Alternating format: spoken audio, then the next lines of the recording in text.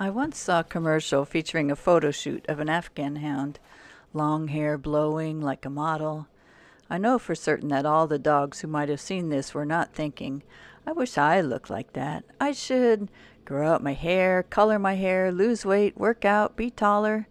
Dogs naturally love themselves the way they are. Humans are born loving themselves, but may need some reminding that self-love is a good thing. Self-love is not selfish. The difference is similar to the words childlike and childish. One is good for the soul and the other is just immature. We can only love others as much as we love ourselves. That's why we are instructed to love our neighbor as ourselves, not before or more than or after everyone else. Self-love is seeing ourselves as worthy of practicing good self-care.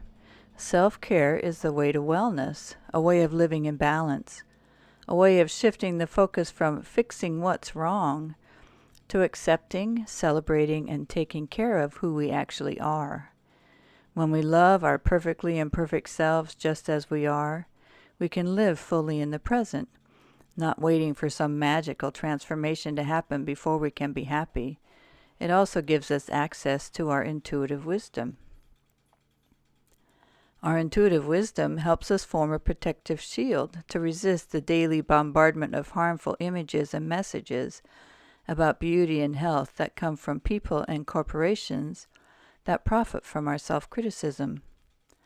Just imagine the good that could be created if all the talent in advertising that went into convincing us that we aren't good enough was directed instead toward true creative work.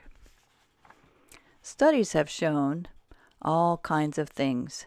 The experts contradict each other and change their minds so often, who can we believe? Ourselves.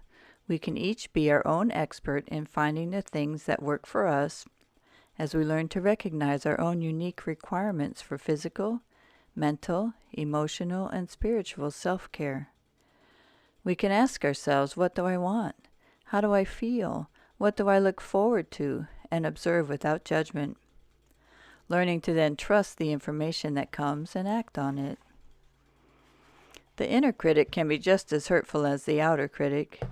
I experienced this with my last visit to the dermatologist for a skin check. I realized my reluctance to be seen mostly naked was me being ashamed of my aging body.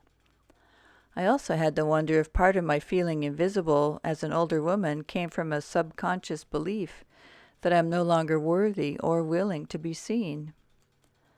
My daughter helped me to resist the voice of my inner critic by encouraging me not to listen and suggesting I dance in front of the mirror instead.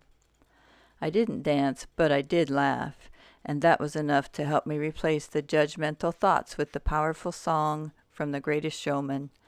I'm not scared to be seen. I make no apologies. This is me. Choosing love and beauty is the secret to je ne sais quoi, that certain something we know not what. The definition of the word attraction, the action or power of evoking interest, pleasure, or liking for someone, does not mention one particular appearance. The positive change in self-perception and greater appreciation for ourselves as is causes an energetic shift that others are attracted to but cannot identify.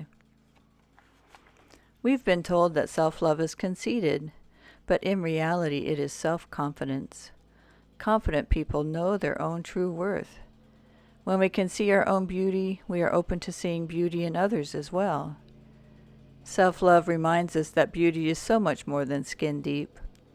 As we learn to see more deeply, we see that there is beauty everywhere, and we are part of it.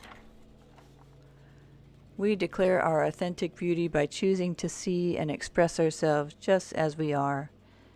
What a relief to be able to put down the burdens of judgment, comparison, perfectionism, and shame when we decide to love ourselves. I highly recommend these two sources for encouraging self-love. Vivienne McMaster offers Be Your Own Beloved, an online course using selfies as a tool for body acceptance and self-compassion. The book Embody, Learning to Love Your Unique Body and quiet that critical voice by Connie Sobczak. Namaste.